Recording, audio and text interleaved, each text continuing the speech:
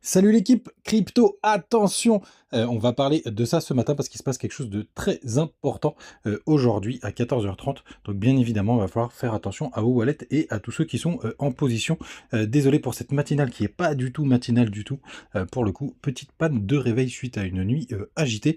Bref, ça arrive de temps en temps, mais je suis là comme d'habitude, fidèle au poste. Le BTC ce matin, 58 000 $, on perd 1,1% à Ether. Lui, il prend 1,1%, donc un peu plus fort ETH ce matin. Sur le reste de la map, il n'y a rien d'hyper intéressant. On a quand même TRX qui prend 3% et Avax qui en perd 3.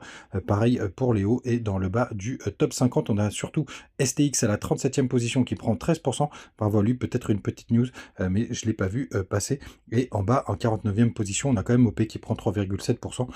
Évidemment, quand notre ami ETH Pump, il emmène un peu plus de monde avec lui. Du côté du daily du BTC, hier, on a fait une belle mèche de rejet.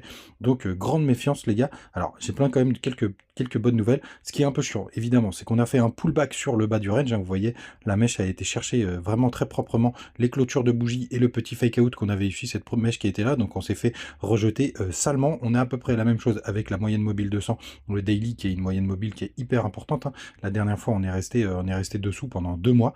D'ailleurs, c'était en été, vous voyez, c'était entre le 15 août et le 15 octobre, donc pendant 2 mois à l'arrêt. Je me souviens d'ailleurs de ce petit flush là, j'étais en congé, j'avais pris assez cher sur mes positions de trading à l'époque. Donc est-ce qu'on va avoir un petit remake cet été et se faire chier pendant 2 mois? Je vous l'avais dit potentiellement sur une vidéo, je serais pas surpris, mais il y a quand même quelques bonnes nouvelles. Donc pour l'instant les gars, on se fait rejeter salement de la moyenne mobile 200 et du bas du range, donc c'est quand même une grosse résistance hein, qu'on a aux alentours des 59 000 $. Par contre du côté du RSI, c'est plutôt joli ce qu'on a fait. Hop, je vais sortir un peu.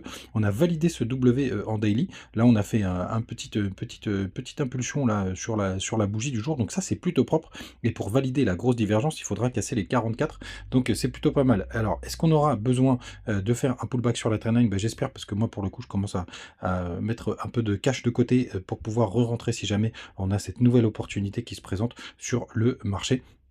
Mais grande méfiance, surtout dans les prochains jours, et je pense qu'on a le temps les gars, et puis si c'est à 60 000 $, c'est pas grave, ces variations, ça arrive. Vous avez vu, vous avez aussi cette petite trendline qui est hyper importante juste là, donc grande méfiance, grande méfiance les amis. Je vais vous mettre aussi le système Ishimoku parce que je crois qu'on a une belle résistance aussi du côté d'Ishimoku. Voilà, c'est ça que je voulais vous montrer. On a la Tenkan tout simplement qui accompagne le prix à la baisse. Hein. Vous voyez, il y a pas mal de fake out, on n'arrête pas de reprendre, de toucher, etc. Hier, on s'est fait aussi rejeter par la Tenkan, donc grande méfiance, on est sous résistance, et il faudra attendre la news du jour qui est hyper importante avec le CPI à 14h30.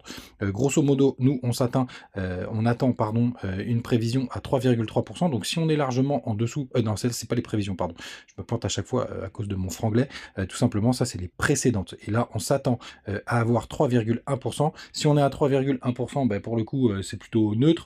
Si on est à 3%, ce sera une pseudo bonne nouvelle, mais rien de bien méchant. Et si on est au-dessus, par contre, je pense que c'est ça qui va nous amener à la dégringolade des marchés. Donc, à surveiller de très très près à 14h30, les gars.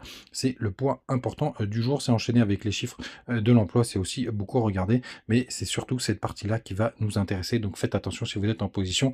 Ça peut aller chasser dans tous les sens. Et là, la logique, ce serait plutôt d'aller chasser par le bas pour le coup, puisqu'on a déjà chassé en haut, vous voyez, avec la petite mèche d'hier. Donc c'est plutôt clean en haut. Donc pour moi, ça pourrait être plutôt baissier au moment de la chasse. Du côté de la Bitcoin dominance, bah, pour le coup, avec Ether qui a pris un petit peu de poil de la bête, c'est plutôt intéressant ce qu'on est en train de faire. Donc on va voir ce que ça va donner, tout simplement. Et ETH BTC, je pense qu'il a bien rebondi sur le support, voilà, c'est ça. Regardez comme c'est propre, je vous le dis à chaque fois. Et il recommence à aller dans cette grosse zone de résistance. On n'est plus très loin du sujet des approbations. Il y avait une date qui traînait aux alentours du 12 juillet, donc on va voir ce que ça va donner. Si ça va tout simplement tomber du côté du Twitter, ben, pas, ce sera après Twitter, du Telegram, toujours les petites news AI. J'essaye de peaufiner tous les jours pour que ce soit de plus en plus propre. Vous avez les liens de BitGet, de BingX, de Mexi et de Bitmart. D'ailleurs, il y a une compétition qui démarre sur Bitmart pour le coup, donc n'hésitez pas à vous inscrire et à en profiter. C'est plutôt sympathique. Du côté des bonnes news aussi, je vous le partageais d'ailleurs sur Twitter, n'hésitez pas à me rejoindre aussi. Je vous le partageais ce matin quand j'ai réussi à ouvrir les yeux. Ça fait 4 jours qu'on a des inflows, des nouveaux entrées en dollars sur les ETF Bitcoin. 650 millions très exactement là sur à peu près les 4 derniers jours pour le coup. Donc ça, c'est plutôt propre, c'est plutôt bullish, et tant mieux parce qu'avec toutes les ventes, qu'on a actuellement, sur MTGOX, l'Allemagne et cetera, c'est plutôt, pas mal. Les funding rates, ils sont pas très bons, ce matin, enfin toujours à 0,1 du côté de Binance. Donc, j'attends un petit rect, du côté, tout simplement, de, ce qui va se passer, cet après-midi. Les gars, vous savez tout, passez une très, très bonne journée. On essaye de se retrouver demain matin, j'essaye d'être à l'heure et oui les gars, on va essayer. Passez une bonne journée, à demain. Ciao.